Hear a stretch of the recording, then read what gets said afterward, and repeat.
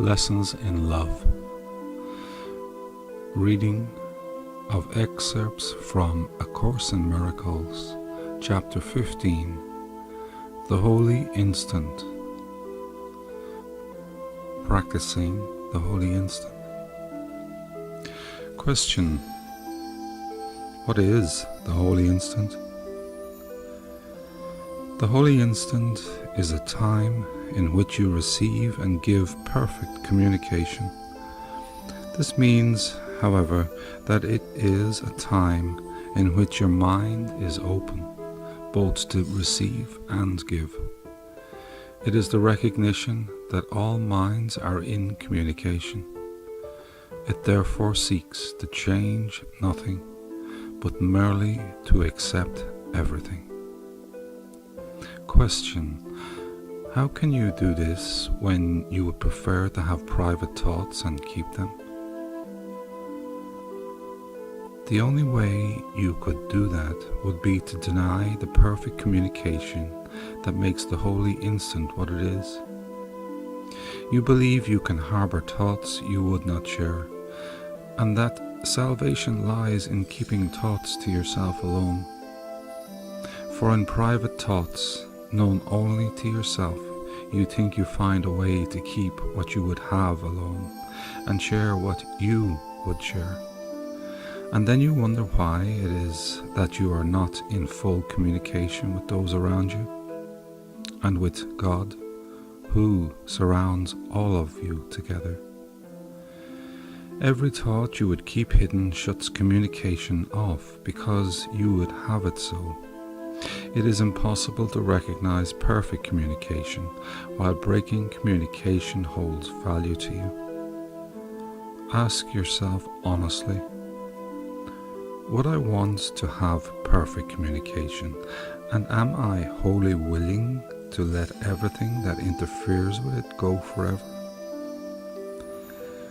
If the answer is no, then the Holy Spirit's readiness to give it to you is not enough to make it yours, for you are not ready to share it with Him, and it cannot come into a mind that had decided to oppose it. For the Holy Instant is given and received with equal willingness, being the acceptance of the single will that governs all thought. The necessary condition for the Holy Instant does not require that you have no thoughts that are not pure, but it does require that you have none that you would keep.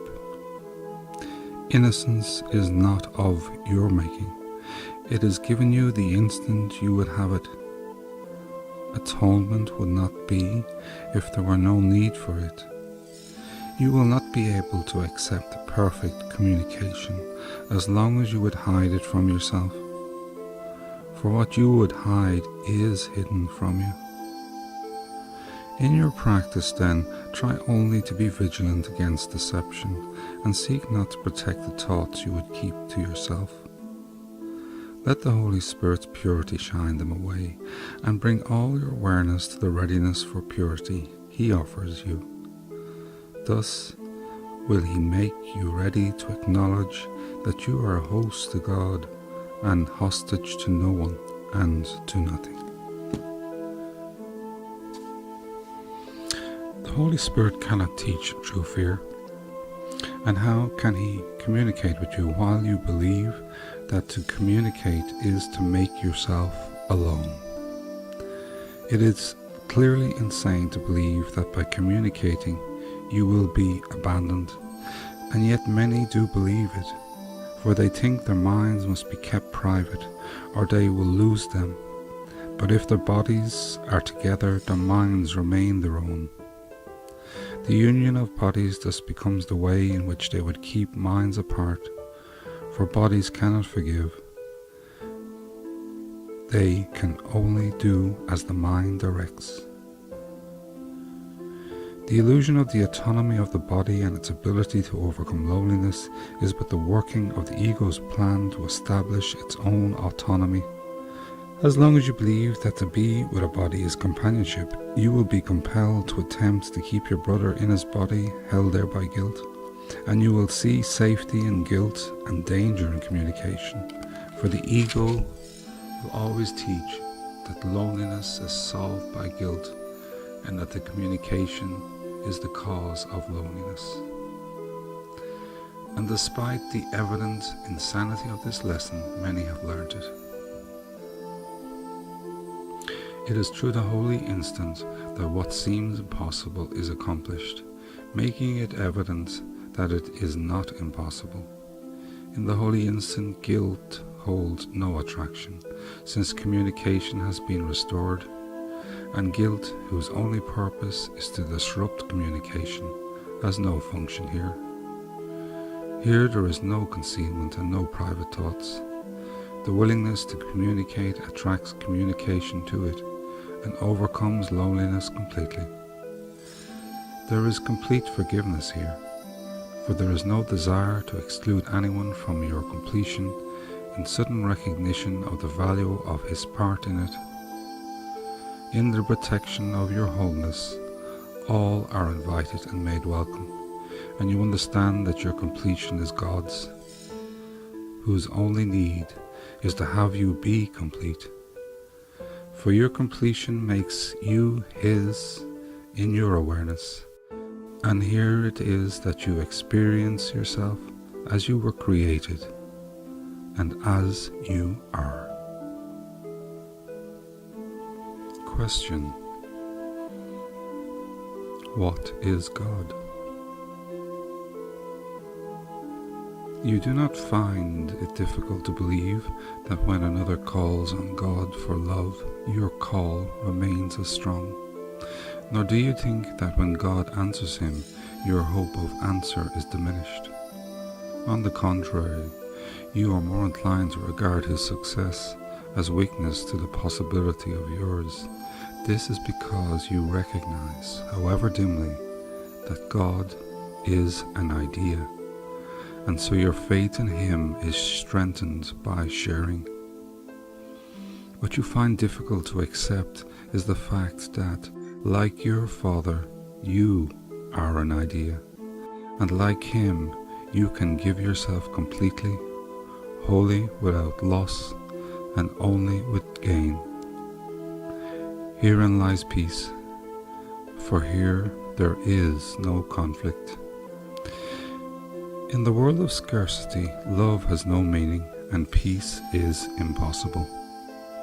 For gain and loss are both accepted, and so no one is aware that perfect love is in him.